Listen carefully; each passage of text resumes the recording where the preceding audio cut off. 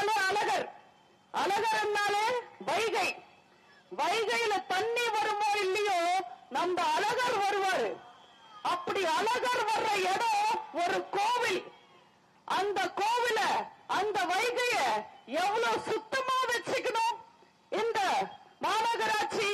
ஆனா எவ்வளவு குப்பையா வச்சிருக்காங்கன்னு மதுரை மக்களானவங்க எல்லாருக்கும் தெரியும்.